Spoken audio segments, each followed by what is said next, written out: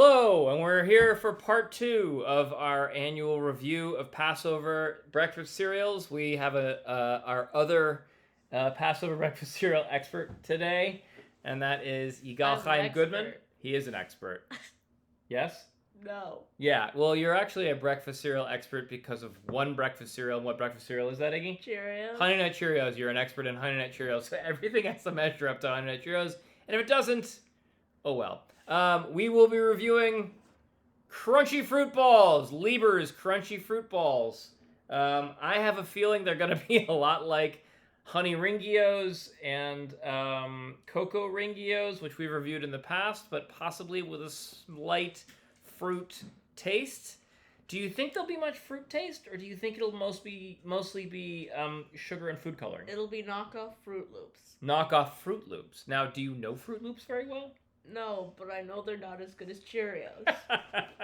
Everything relates to Cheerios. All right. For starters, we will note the thing we didn't notice in the last video, which is the front of the box is the same as the back of the box. Why do they do that, Iggy?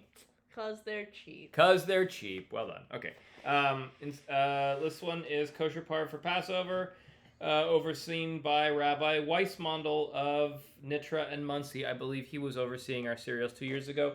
Way to go, Rabbi Weissmandel. Your persistence and your longevity are an asset to the entire Jewish community.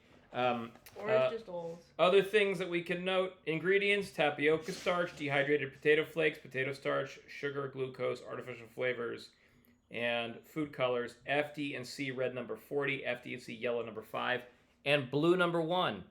That's my favorite, Iggy. Blue number 1. Okay, so that's what we got. Let's get to the eating. What are your expectations here, Iggy?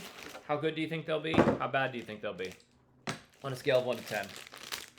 I think they'll be a 3. Wow. So Etta thought the last one was going to be... Whoa, those are vibrant colors. Etta thought the last one was going to be a 4, and they turned out to be closer to a 6. I gave them a 7. Here's a close-up of the bowl. What do you think of the colors? I like that blue number 1 is in there, but what color are the fruit balls? They look like they're Fruit Loops. Yeah, but what color is that, Knucklehead? But more color. That's called green. What I'm looking for is the word green. Can you say the word green? No. No. So if you haven't noticed, Iggy is in 7th grade this year. Okay. All right, let's get to the eatins and see what we see.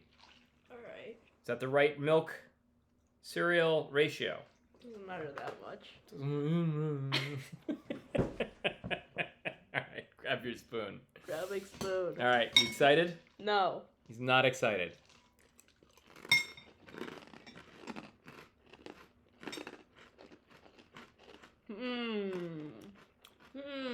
Much harder than I thought.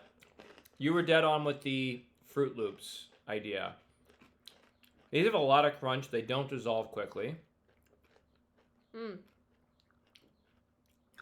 They look like more violent Fruit Loops, and they taste like harder, more difficult Fruit Loops. I think they're pretty... I think their sugar content is about the right amount. It's not too much. It's not too little.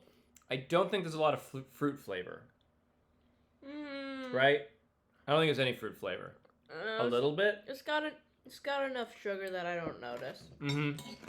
It's a sugar cereal, and it's succeeded at being second tier. Wow. That's, I don't know. That's fair. I don't think it's rough. I was going to say that's rough, but it's fair. As I mentioned in the last video, the gold standard is, I think, twofold. I mean, we can do it on a 1 out of 10 scale, but the two critical questions that I would give are, 1, would you buy this cereal next Passover in lieu of regular cereal? I'd just eat better stuff. Okay, matzah brie, like in the good old days. Yeah. So, okay, probably not so sure you'd buy it again. Number 2, and this is really, we've answered this question, would you buy this when it wasn't Passover? What do you think, audience? Yeah, absolutely not. And rating on a scale of 1 to 10. 5. Give it a 5, which is 2 points higher than you expected. I think this is about a 7.5. This is much better than I expected. It's crunchy, but I don't think I would buy it again because I'm kind of looking for the Shangri-La of breakfast cereals. I'm looking for a Passover breakfast cereal that really has the right amount of crunch, the right amount of flavor, and not just, sugar and some kind of potato starch thing. All right. Great. Well, thanks for joining us, Iggy. I really appreciate you coming down and pausing many hours of video gaming in order to do this. This has been another... I deny all attacks against me. Fair enough. This has been another edition of the Goodman Family Reviews Passover Breakfast Cereals. We'll see you again soon.